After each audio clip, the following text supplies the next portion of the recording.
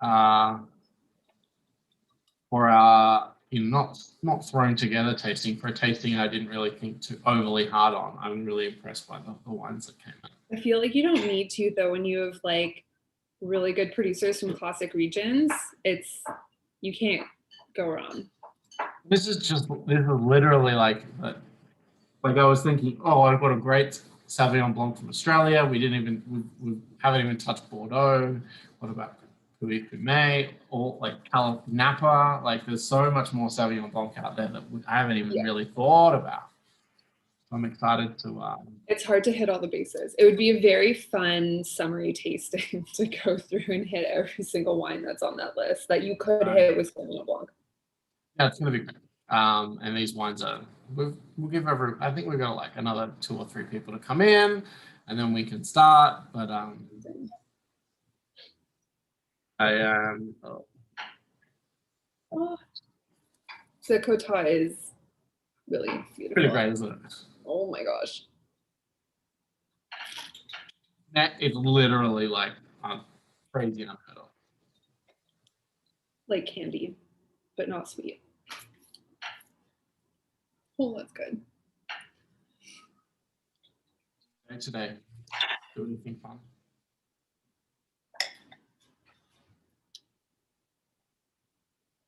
Hi, Margaret. Hello, Margaret. Hello, Ali Khan. Hello, David, Daniel, Holly. Oh, Nicole and Dave are here. Wonderful. Peters. Everyone's here. Oh, this is going to be fun. Got a couple of New Zealander on the chat. That's going to be interesting. Did you say a couple of people from New Zealand? One person. Well, one person that I know. Ooh. That'll be fun. Considering you lived in New Zealand, so that'll be good. You can talk to everyone about it. Okay, I guess everyone's here. Hello, everyone. Welcome to Wine Coach at home.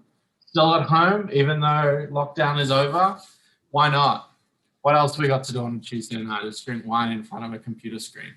The dream. It's actually pretty convenient, and I'm pretty happy to keep doing this into the summer, but because it's just a nice way to like chill out after a busy day.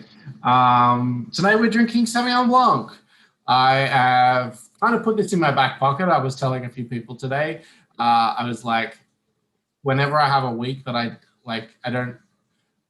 something's really busy and I don't have the time to like creatively come up with a great theme, I was like saving a few wine coaches to do. Sauvignon Blanc was one of them, and it was great. I was like, Rachel and I were opening up the restaurant last week, and so I was like, I don't have time to market a weird wine coach. Let's just do Sauvignon Blanc. So here we are. But I never do it alone, and I'm here. First time wine coacher on screen, but you've hung out a few times with us. Megan, hello. How are you? Thanks for being here. Finally, you're one of my last friends who finally been on. And I felt it's lovely to be here. I did feel very bad that I hadn't asked you until now. It's okay. I'm usually behind scenes, which I'm happy to do. My grand plan was always to do like California and do it like an American like West Coast thing with you, but I've never actually got around to doing some kind of fun things like that. My favorite place in the world besides Canada and New Zealand. Yeah, exactly right. And I knew you'd be perfect at it. Over the years, you've definitely taught me a lot about California and like the wines there, because I definitely don't drink enough of it, and I definitely don't understand like some of the greatest Californian wines you've literally poured for me. So I'm very. We'll catch up again and we'll do some fun Californian things. Anytime. Yeah, that sounds amazing. But we're here for Sauvignon Blanc. Are you excited about Sauvignon Blanc? I'm always excited about Sauvignon Blanc. And I feel like people kind of blanket it into this one. Like Sauvignon Blanc is in one category, but it's tasty when the weather gets hot. I see that correlation. So I've actually been enjoying Sauvignon Blanc for the past couple of weeks here at home. So this is right on theme. This is great. As always, Rachel, our silence mystery som is in the chat. Happy to answer any questions you have about any of the wines we're drinking, or Sauvignon Blanc, or wine in general, or regions. Rachel is amazing, and she has a great podcast. So if you've got a spare, spare transit trip to work, or you want to listen to something and learn about fancy wine nerd stuff, make sure you listen to House Wine and test her knowledge in the chat, please. It keeps her humble. No, I'm kidding. So, Sauvignon Blanc. Okay, so this is a big, upon reflection, this is a much bigger topic. As I was saying, there's so many more regions that we could have visited that are equally as classic as the ones we have here. And I'm not going to lie, Austria isn't classic to Sauvignon Blanc, but it is in the Austrian wine world. Sauvignon Blanc is a very classic wine varietal, especially in certain regions. And so, my love for Austrian wine, why not? But we've got four Sauvignon Blancs from 4 regions. I've definitely had a love and hate affair, relationship with Sauvignon Blanc. It was definitely the first white wine I ever started drinking. I definitely remember it was called Mojo. It was from the Adelaide Hills. It was probably in my early 20s, and it was like $20 a bottle, and it tasted like water, which was the only reason I drank it. But is that the Aussie version of Pinot Grigio then? It was. So this was, yeah. I was when I was like a baby hospitality person, and I worked in a pub, New Zealand Sauvignon Blanc was just hitting the scene. This was everything everyone wanted to talk about. Everyone was drinking. It was cheap. There was lots of it. It was fresh. I mean, Australia's only fresh kind of style of wine was Semillon, which is like water next to a New Zealand Sauvignon Blanc. So it was very easy for Australians to gravitate towards Sauvignon Blanc, and just because it had flavor, it was dry, it was mineral, it was delicious, and yum. The Kiwis grabbed onto it too. They just never let go.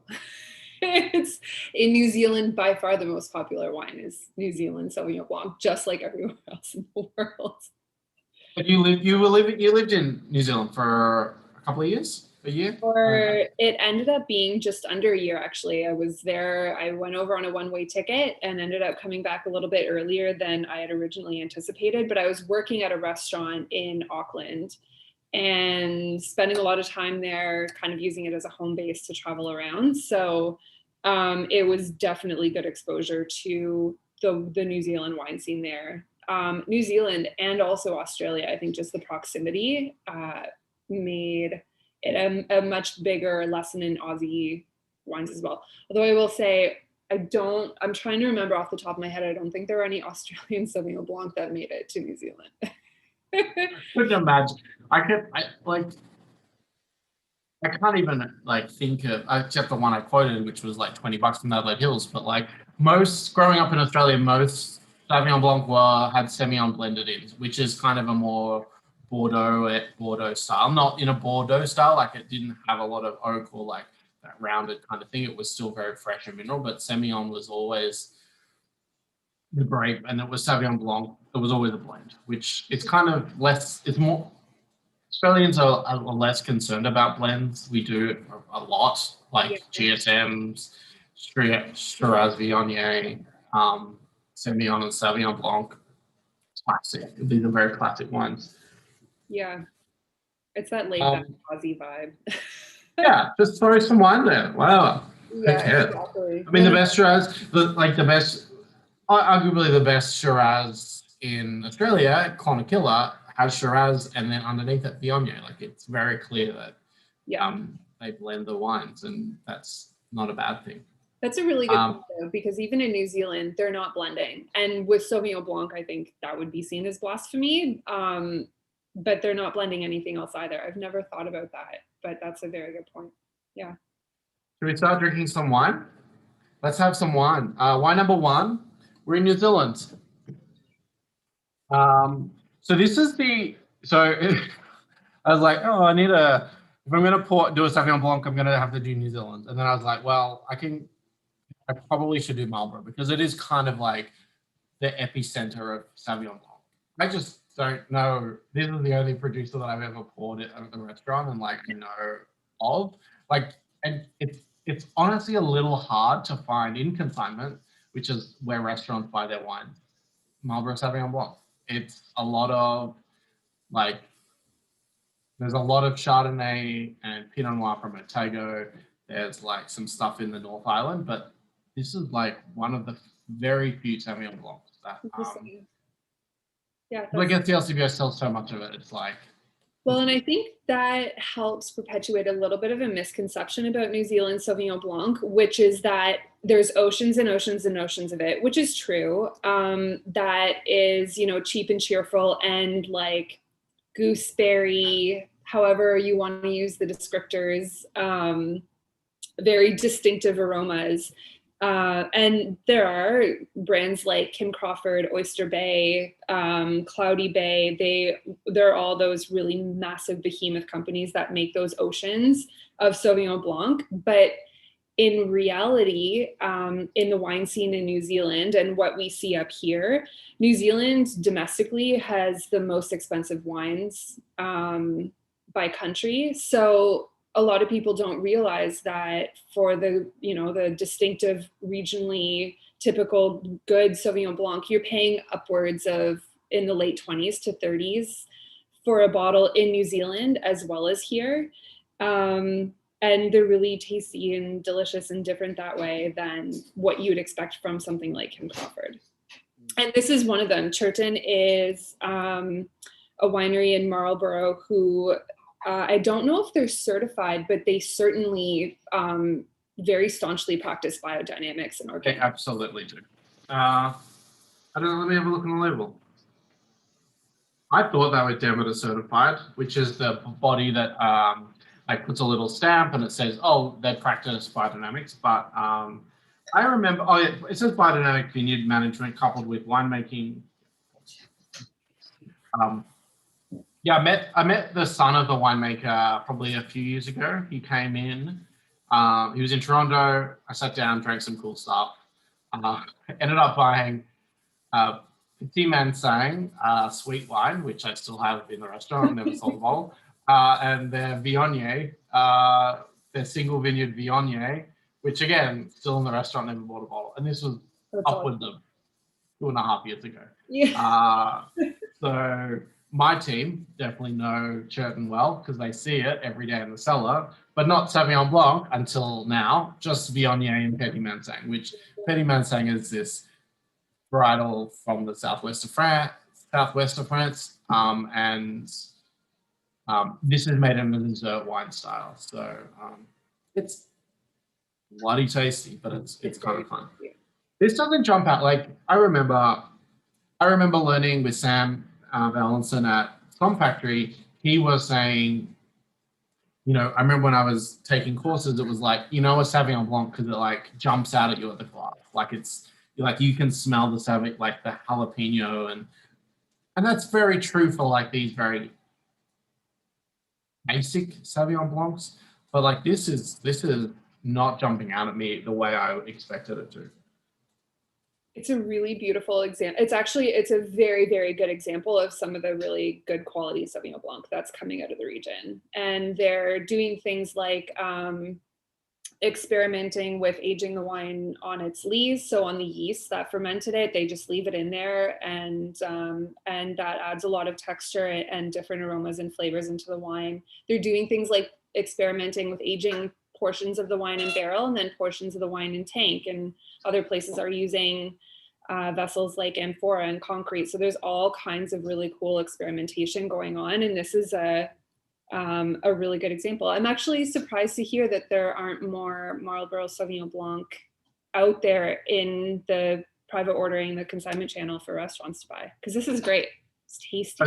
This is really good, and this is $39 in the shop. I think it's a great bottle. Screw cap, very easy drinking. It's not going to jump out at you, like hit you in the face. And I mean, it's 35. It's a solid, like medium bodied wine. I just enjoy it. And as it's opening up, I'm getting a little bit of that jalapeno kind of like New World style, but it's pretty restrained and very, very elegant. I remember them saying the Sauvignon Blanc is on these like rolling hills, and so they harvest different plots of their vineyards because some ripen sooner than others, and it's very important to them. I think I recall them saying that, like, it helped balance the wine having these like grapes from that are slightly different ripeness levels to kind of keep it all tight and together. But Yeah.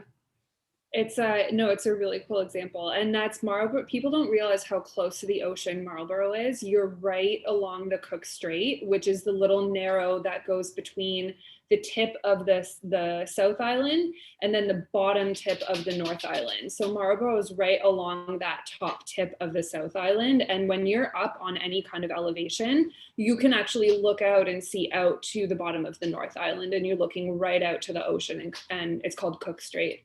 And it is a huge variation in how much wind and exposure those vines had. Like, they really struggle, those vines, and they probably, with Churton as well, they would have a much smaller yield of grapes coming from those vines that are really high up, getting all of that like wind and ocean spray that's coming off the coastline.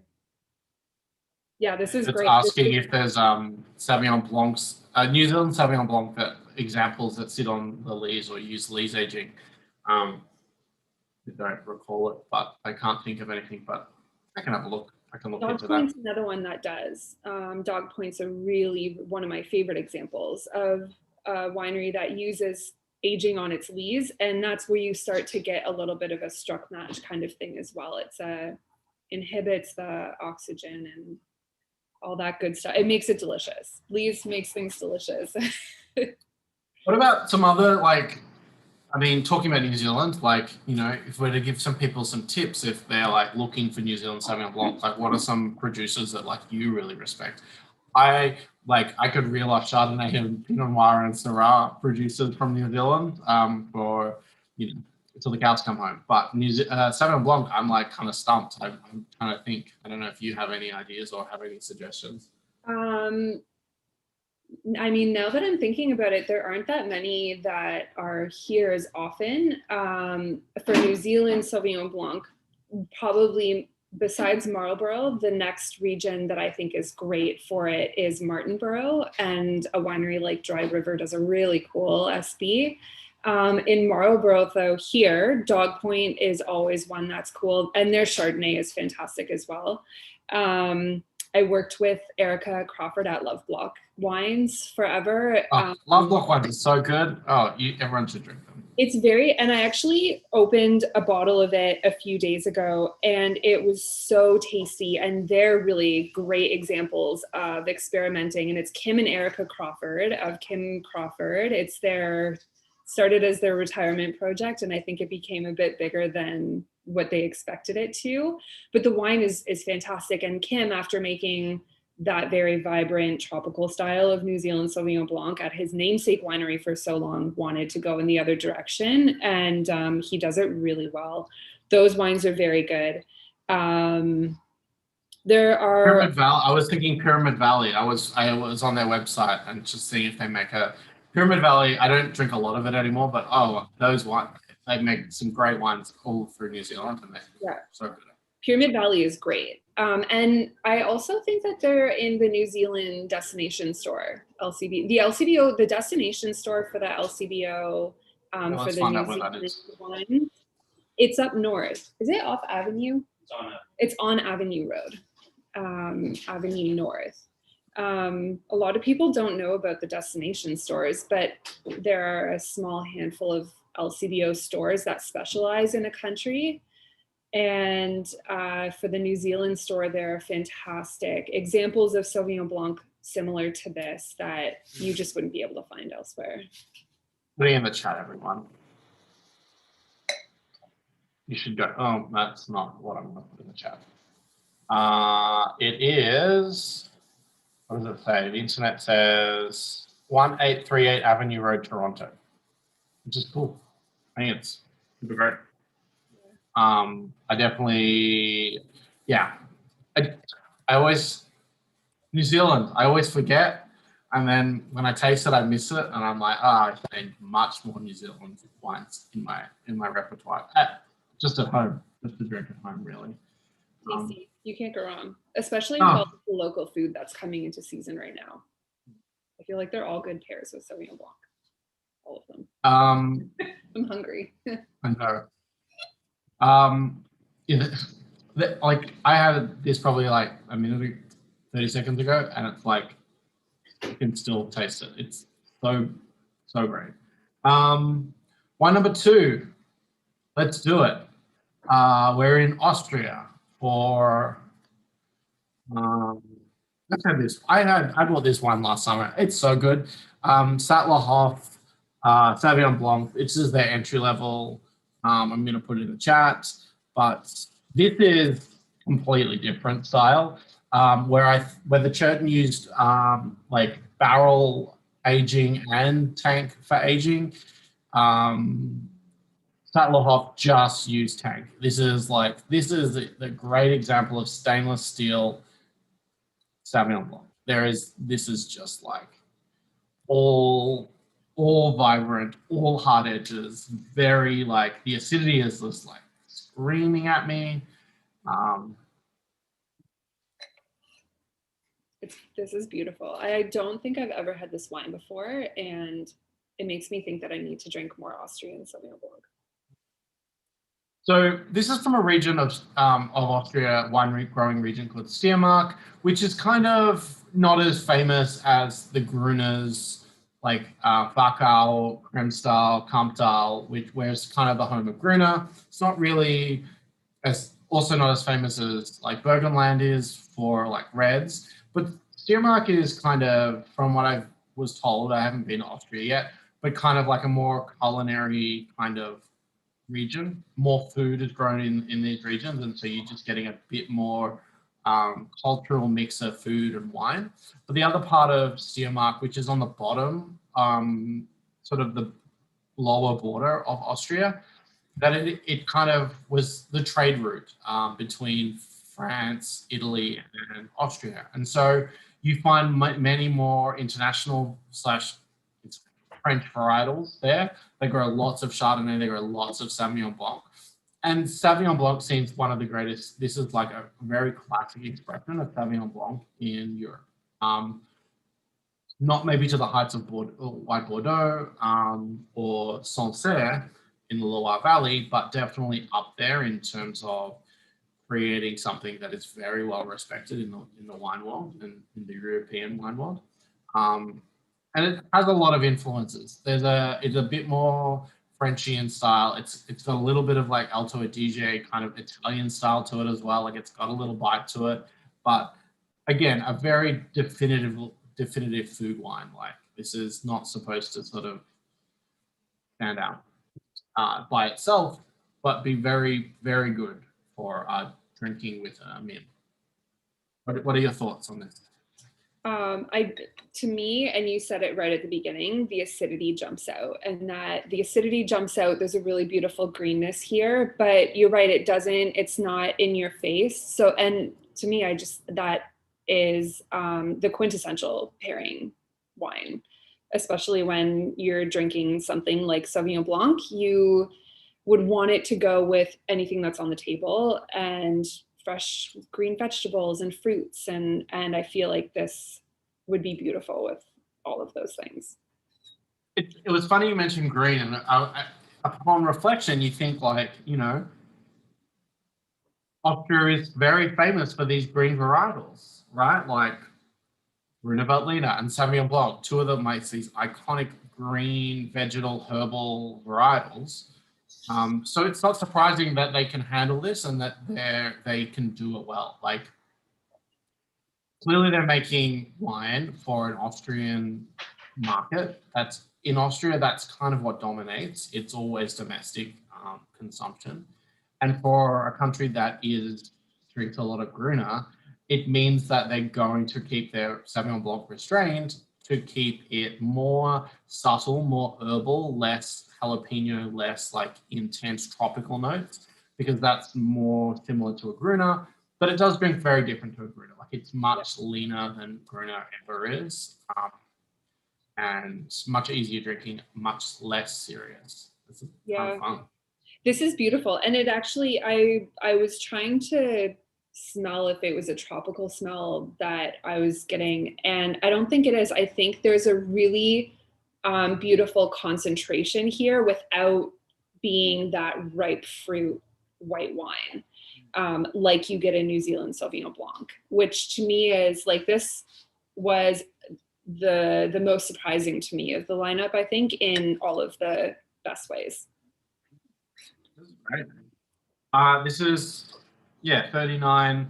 It's literally the same price as Churton, and very different styles. You know, where the Churton had a little bit more breadth, this is like leans into the leanness, like it's like very narrow and very concentrated and very singular wine. But on a summer's day, not mad. Yeah, it's pretty great. And you know, if you're looking for Austrian, if you see an Austrian Sauvignon Blanc, you know, it's not like a cash crop. They're not just trying to make a wine that appeals to New Zealand Sauvignon Blanc people. Like there's a long history of Sauvignon Blanc grown and made as wine in Austria. So like there is solid winemaking behind there, and I think it's clearly evident. They know exactly what they're doing, and this is their entry level. Like they make single varietal Sauvignon Blancs, like single vineyard Sauvignon Blancs, that I'd be so interested to see. It's a shame that like Steiermark doesn't really, you know, have the same attention that Burgenland or like Falcao does. But I'd be so interested to go down there and just like drink my weight in Sauvignon Blanc. I think wines like this also give it a really strong argument. Like if you drink this, I would think that you'd be interested in drinking more from this region. It's really it's very, very cool to try, especially next to the New Zealand Sauvignon Blanc. It's changed my perspective on. Yeah, it's fun. It's a really neat one. You know, it's just, I'm glad I got to put a Sauvignon Blanc on there that kind of, you know, does it sit like and stand up to the, like these are, I mean, we're getting to like a higher end now, and we'll start to sort of see like the last two wines sort of like jump far ahead. But you know, these are really good entry points into Sauvignon Blanc, especially from New Zealand, which isn't super extracted and like super big. And then this just delicious food friendly Sauvignon Blanc from Austria. Okay, we got a lot to talk about. We got still a lot of Sauvignon Blanc to drink. We're going to California, Santa Barbara, San Ynez. I bought this wine. I really love this producer, Louis D. And these are two American winemakers who created this winery. Their whole shtick, it's not a shtick, their whole philosophy is making Loire Valley wines. So they make Malon, Muscadet, they make Chenin, they make Sauvignon Blanc. So they do a little bit of Gamay, which is fair, which is absolutely fair. Right? Close. There is Gamay. There is absolutely Gamay grown in the Loire Valley. It's a bit of a stretch, and I can imagine, you know, you make this like marketing branding kind of thing. Oh, our winery, we're focused on the Loire Valley wines, and then, you know, you allowed an exception. Yeah, then you get tempted by other grapes, and you're like, oh, I'm sure there's Syrah grown somewhere in the Loire Valley. Let's just call it, you know. That's fair. And I also feel like there's a really strong argument for people who love Loire Valley wines also love Beaujolais. I kind of always clump them in the same category, where there's a really nice kind of crunchy high acid red and cool whites, crazy whites, frankly. And that's fair. I'm curious to like your familiarity with like Santa Barbara as a wine growing region. I don't know if you've tasted a lot. I certainly have not, but I do know that it's a really cool, interesting region for wines.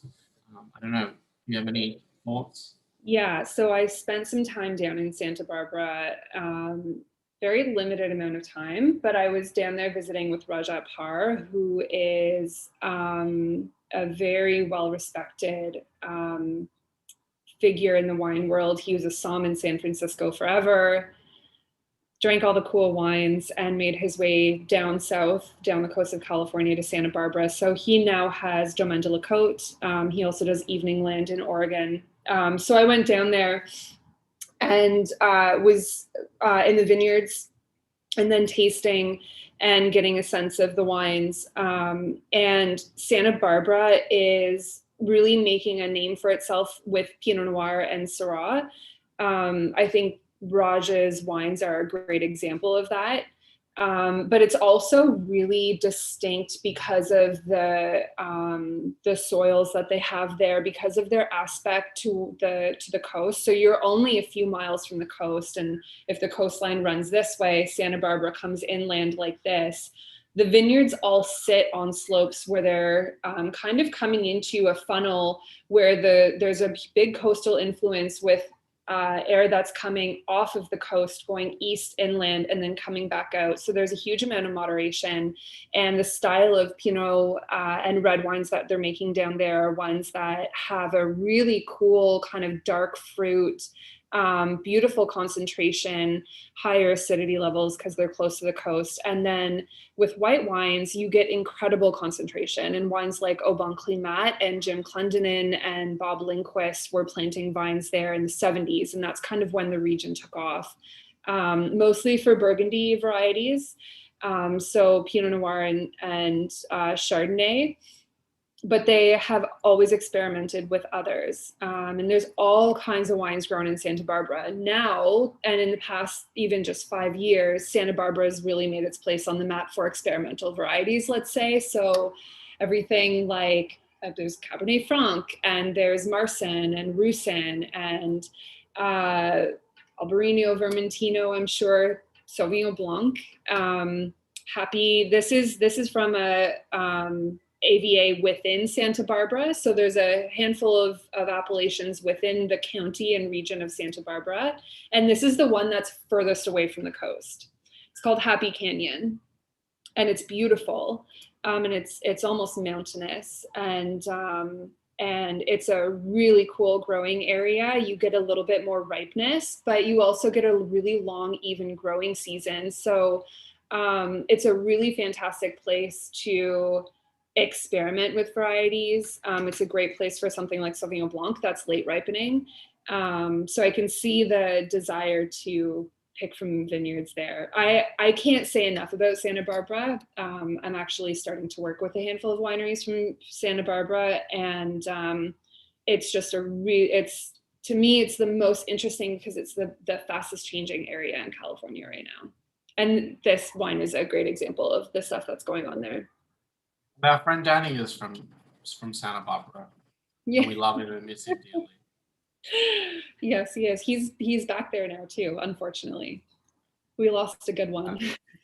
I know. It would have been good to do like a California wine coach with you and him. I think like the amount of knowledge and experience and just passion for this, like California is real. Like it's easy, California, there's a lot of eye rolling, there's a lot of like money, there's a lot of lots of emotion when you talk about Californian wine. But when you start peeling it back and thinking about it, like Santa Barbara is a great region. Like I'm so intrigued by these wines. And it's not all Napa, it's not all Sonoma. There are regions that make very unique styles of wine that you can afford that aren't just trying to create this Californian mindset, that it is like high alcohol, high extraction, oak, Yeah. And I don't know, like we can sort of see this wine sort of is starting to get richer. There's lots of lees contact to it. But I noticed why this kind of feels different to like a Chardonnay, for example. There's always this like edge on the finish, that it finishes really clean in a way that I don't think Chardonnay can. And it always has this like this refreshing quality to it right at the end. And no matter what style of Sauvignon Blanc you enjoy, you always are kind of getting that. And I love it. Yeah, I agree. But Yeah, it there's goes leaves back on to all of Austria, this. right? There was greenness in that Austrian wine, and it's that herbal greenness here too. That like it's nice because there's a really nice fruit here, but it's not too much. It's not too alcoholic, which I think sometimes is the concern for white wine from California. The acidity is great. Like I'm still like kind of swallowing spit. Sorry, but it's very, very balanced and delicious, and frankly is reflective of a lot of the wines that are coming from Santa Barbara, where they're more reserved alcohol level.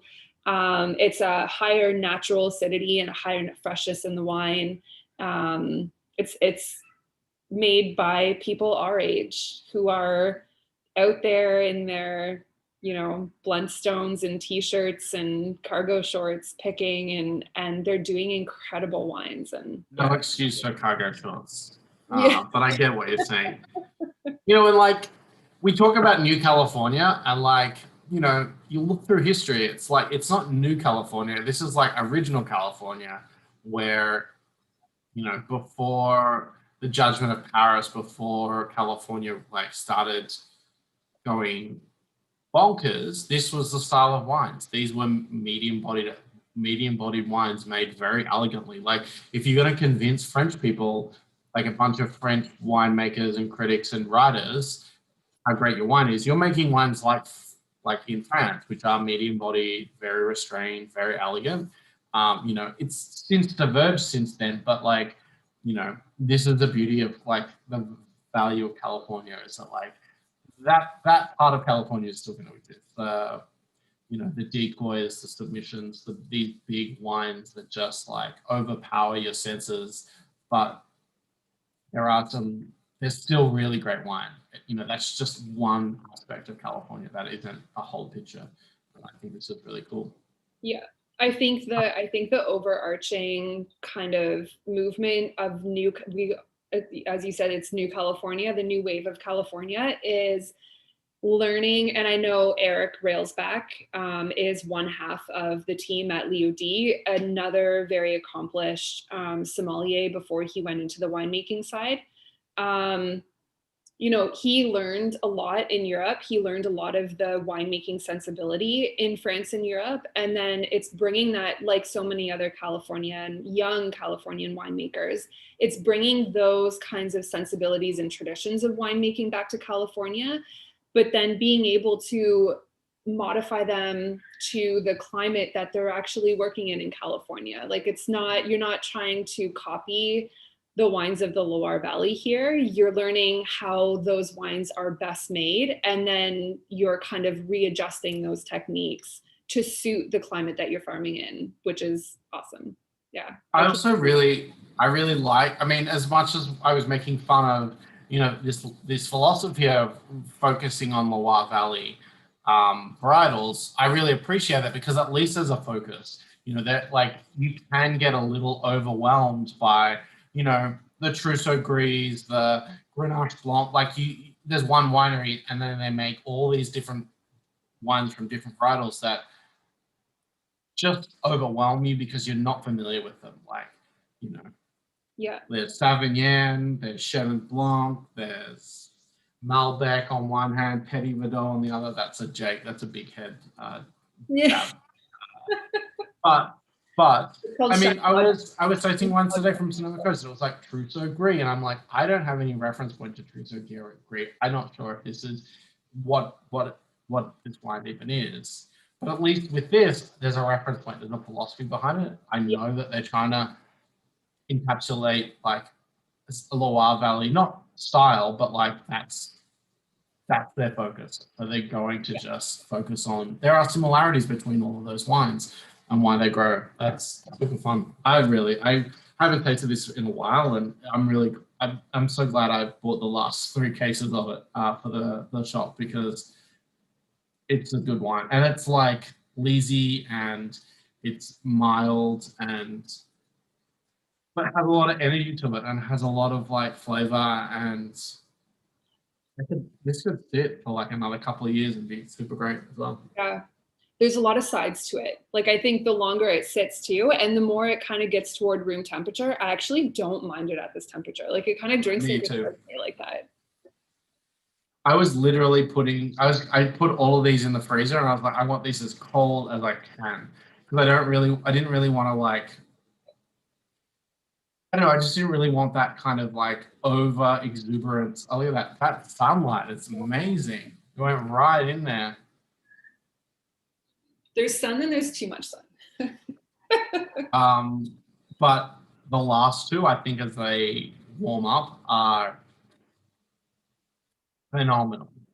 Okay, let's talk about the last one because this one, oh, I am so excited that I get to drink this because every time these wines pass my lips, I am so happy. Francois Cotat. This is the Poule de Beaujeu. I miss my French pronunciation is really bad. This is 2018. So there's two kind of there's two Cotats on the market currently. There's Pascal Cotat and there's Francois Cotat, which is we have here. They're the same family. So what? It's actually a really interesting. It's actually a really funny story. I don't know if you know it, Megan. They're they're cousins, and their fathers, who are brothers, had a winemaking. They made their own wines together. So Pascal, no, Francis, and someone else, Cotat, Paul. They were brothers in the 70s and 80s, and they made these great wines. And then they left their estate they handed over their estate to their sons, Pascal and Francois. But funnily enough, in the late 90s, the French tax office got really confused because they kept making their separate wines, but at the same address. And so the tax office was really had a lot of questions as to why two different wine labels are coming from the same seller address. And that's apparently a no-no in France. And so they had to split their estate. So Francois Cotat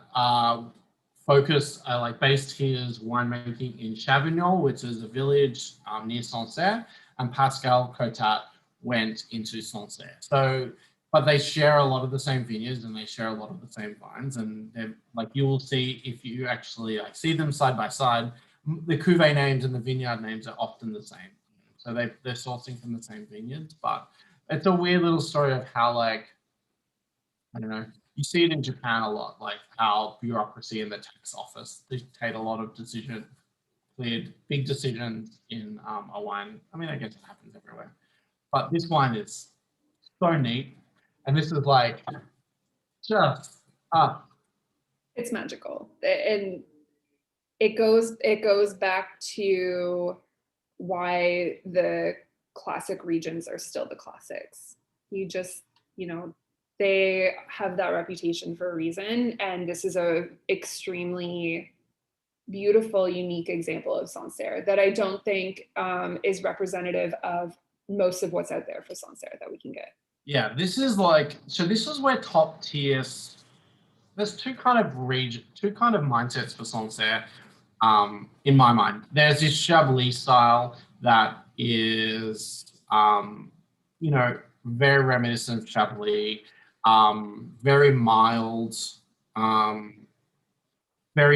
green notes, just a slight hint of, I think Bruce Warner always would say like pea or like some kind of light herb. I don't know again. But Pea or yeah, and they're very clean, they're like very Kermit Lynchy kind of style of Sancerre.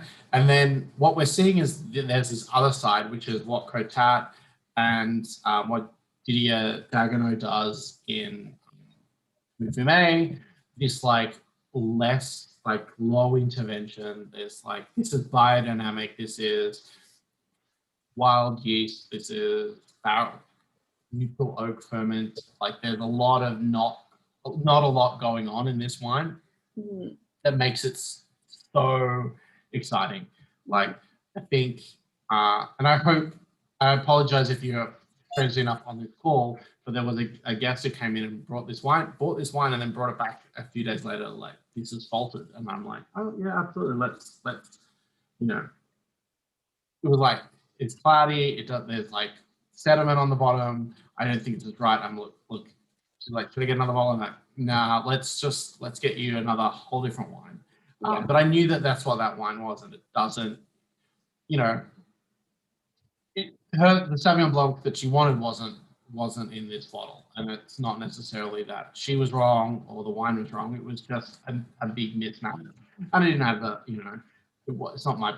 I didn't want to tell her that, you know, she was wrong, but the wine was perfectly fine. It was just easier to, like, you know, help her understand that, you know, it's not the style that she wanted. But yeah, we tasted it afterwards, and it was just beautiful. The flatness. Yeah, no, it is. And I saw someone comment on acetone, and Rachel's talking about more the natural winemaking or the hands-off style of winemaking. I think that also speaks to how much variation you can get in this grape. To be clear, the first 3 wines in this flight are extremely controlled in the sense that they know exactly when they're going to pick. They know exactly how they're going to prune the vineyards to help with things like sun management, probably for a place like Leo D in Santa Barbara. Whereas styles like this or something like Dagno, which unfortunately 50% of the time when I open it is corked. Oh, don't tell me that. I've got one bottle in my cellar and I don't want to get rid of that. Yeah. But it shows, you know, this shows the wild side of Sauvignon Blanc and what happens when you do let it go. And I think that's so interesting, and it's definitely not the norm, but it's a wine where, as a somm, and you can vouch for this probably every single day, it's so much fun to get someone to try something new like this. If they already like Sauvignon Blanc, you tell them the backstory, and once you understand the context that this wine is made, it just makes it so special, where before it might have been a little bit weird to wrap your head around. It's all about the story. It's all about the intent behind the wine, whether that is to control the process or to just let it go and be as hands-off as you can. Yeah. It's very thought-provoking in that way, which I love. It's cerebral. This is like a winemaker's wine. Like, this is a wine, if I was to, like, I like all of these wines, but if there was not a fancy winemaker, but a winemaker that, like, I was really scared and they're like, oh, bring me a bottle of wine, this is the wine I would choose if I had the 4 to choose from.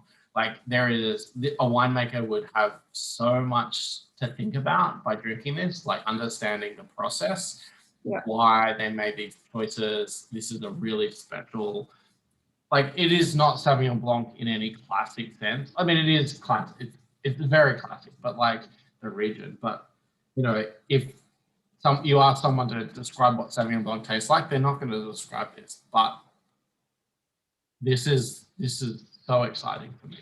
Like, it is funky. It is natural. It is like very, like I say, acetone. Like, there is that volatility to it.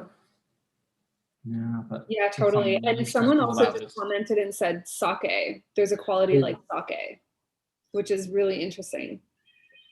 Yeah, the finish, the way it finishes is very similar to sake, and it's got lots of breadth and like lots of like elements and flavors that like adds, like, make it a very spongy wine, but it finishes clean just like sake kind of can. Yeah. Someone also just asked, this is my question to you. What would you say this is in a blind? Oh, what would I say this is in a blind? Okay. That's a really good, really hard question. That's mean. See, I would think Sauvignon Blanc, maybe. My mind first would go to wines that have more of that mushroomy, tertiary, earthy character. To me, I would think, is this something like Chenin Blanc, for example, would come to mind in its structure, and then in that kind of other camp of flavors that are going on.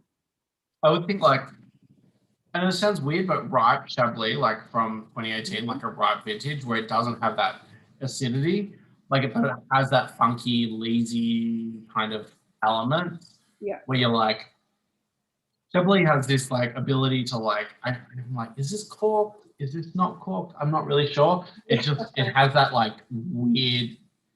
It's not funky in that from a natural winemaking standpoint, but it just has this level of complexity that you see a lot in wine. Yeah. And that mushrooming, I think, is a really good call. I would probably call it Chablis. I definitely wouldn't call it Sauvignon Blanc. I would err on the side of Chardonnay for this because it's just, what else could it be? Like a white wine that has a lot going on. Yeah. You kind of go with winemaking to create that, and then you have to just sort of go into Chardonnay terms. Yeah, I mean, there's also like a bruised apple kind of quality. Like there's like a bruised and Shannon's a good note as well. Kind of quality to that. And it's interesting, if my answer is Shannon and yours is Chardonnay, those are both winemakers' wines. Like those are both wines that are probably most susceptible to whatever the winemaker or the grower is feeling like in the vineyard that the winemaker is applying in the cellar. So it's interesting that it goes back to that, like that's what you would pour for a winemaker. Yeah, thank you for including this in the flight. Oh, I'm so happy. I was tempted to do a Puy Fusé that came, Puy Fumé that could come in, but I decided to just stick with what I love. This is the last bot. This was the last of this cuvee, the Cool de Bougeot, but I think I've got the Grand Cote. I'm not sure. One of them, yeah, Grand Cote. They're like another one, and I've got his rosé on by the glass at Peter Pan. So that's a pretty cool wine, Pinot Noir. So they mainly deal. So in Sancerre, it's mainly Pinot Noir. It's mainly Sauvignon Blanc, and that's kind of where it all lives. But what was everyone's favorite wine?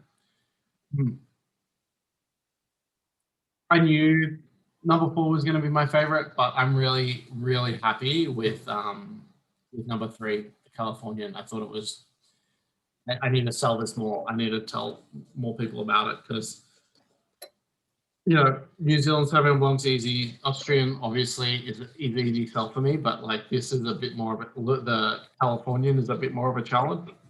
And I want to do it justice. It's really good. It speaks to the quality of all of the white wines that I've tried from these guys. They're great. They're a great, really cool winery. What was your favorite, Megan? I mean, I think the Cotat has to be the standout for me, but I really appreciate wine 2. I think that wine 2 was the biggest surprise for me in that I'm thinking about all the things that I want to eat with it. And wine 3 is tasty. I've had their Chenin. I've had a few of their other wines. I don't know if I've ever had their Sauvignon Blanc. It's the only one I've ever had. And I think the Chenin, when I first bought it, the Chenin hadn't arrived yet. So I was like, I like this Sauvignon Blanc, I'm going to go with it. And I never really got around to buying the Chenin. And then I asked how much they had left, and they said, we've got 3 cases. So I was like, great, I'll take them. Because this is just going to, like, this is a really easy sell for $55 over summer, like not a problem. And like, where Peter Pan is bringing back Wine Wednesdays, and so we're going to charge, instead of doing half price, all the wines are going to be bottle shop prices. So a $55 bottle of Sauvignon Blanc on the patio. Yeah, that's easy. That's an easy give. That's a given. I can't come back and sit on Wine Wednesday patios. Yeah. We used to do that almost every week. The good old days. Oh, some of the busiest and biggest nights of my life have been on a wine with a bunch of our friends, Soms, just drinking drinking my cellar dry. Nothing brought me more joy than being yelled at by 4 different people to bring 5 different wines. Bring us the weirdest wines that you have in the cellar too. Yeah. I'm like, ugh. And then I'm like, I'm not opening it. I'm like, I'm not pouring these wines. I'm opening them for you. I'm just pour them yourself, and I walk away. I got other things to do. But they're joyous moments when you see people just drinking wine, and I'm excited. Obviously, everything's been, I'm not bitter that we haven't been open, but it is nice back to be open finally when the world feels a little safer and everyone's a little bit more, vaccinated, and we can have fun again. That's a Wednesday problem. Tuesdays is all about tasting wines in front of Zoom, and I'm really excited. Thanks, Megan, for coming. I really appreciate your time. Thanks for having me. Finally, I got you back, and now I'm more excited to do New California, or not New California, just California in general. We'll come up with some cool wines. We'll find some fun wines from the shop and put a little thing together. We'll get Danny to call in from LA. I think he's in LA now, so we'll get him to call in and just be weird about things. Next week, we've got Shishi Honari, which is a sake producer that it's my favorite sake producer in the entire world. So we got some really core of their sakes, and Tomita-san, who owns the brewery, is going to be on our call with Mariko, which is slightly intimidating but slightly exciting because I really want to ask. I don't want to be that, and you know it as well, when you're a young som and you ask the winemaker like the stupidest questions. Like, oh, why did you go with screw cap and not like a cork, or what the diameter? It's what a Jake question would be. But I'm like super intimidated to like, I want to ask like really pointed and like intelligent questions because I'm just this like weird Australian som who has like a bunch of sake in his wine shop in Toronto, and like I'm on a call with like this amazing sake maker. I always like to tell myself that they might appreciate the enthusiasm behind some of our weird questions. I try to do the same thing whenever I'm talking to winemakers, especially ones who I really admire. I have it all planned out, and then I sit down in front of them, and it's like word vomit. Yeah. I want to know all the weird little details, and it's probably super annoying for them by the end of like the 50 question. Yeah, like I want to tell Tomita-san like, oh, the first time I had your sake was at this restaurant in Tokyo, and then I was on a Shinkansen, and I just know it's like this nod of like, oh yeah, cool. You've drank my sake, great. I don't really care when and where, but I have to be more than that. But it's going to be fun. And then we've got Aligote the following week, which is Aligote. It sounds silly. Who cares? Who knows what Aligote is? If you don't know, this is the session to know.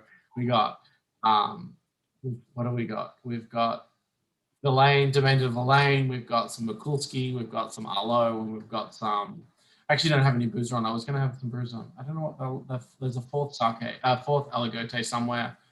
And then we're going, and then the week after that, first week of July, we're back in Beaujolais. Well, not back in Beaujolais. Finally decided to do a Beaujolais session, and I got some cool stuff, and I want to just get excited about the Beaujolais session's more for me than anyone else. I want to get more excited about Beaujolais. I've got this to drink tonight, nice. Chateau Thiven. I was super excited to drink that, and I'm just trying to buy some fun Beaujolais to share with everyone. So there's lots of fun sessions coming up. I'm sure it's going to be fun. Beauge from Aligote. Yeah. And some weird, obscure sake that no one has asked for, but when you taste these sakes, you'll be like, oh my god, this is the coolest thing that I've had. I'll ask for it starting next week. Yeah. And then patios to drinking wine. Please come visit. Rachel and I are going to be here if you ever want to meet. If you haven't ever met Rachel in person, this is now's the time to do it. Get her to recommend some wines, pour some fun Bordeaux for you, I guess. But everyone have a lovely evening. I am not a bot, yeah. Combo. Thanks so much for having me, Nick. This was awesome. No, thank you. Thank you for coming. Thanks for hanging out. Thanks for drinking these sake as Sauvignon Blancs. I was super happy and I want to keep drinking Sauvignon Blanc. Never said that in my life, but today's the day I've said it. Everyone have a good night. We'll see everyone soon.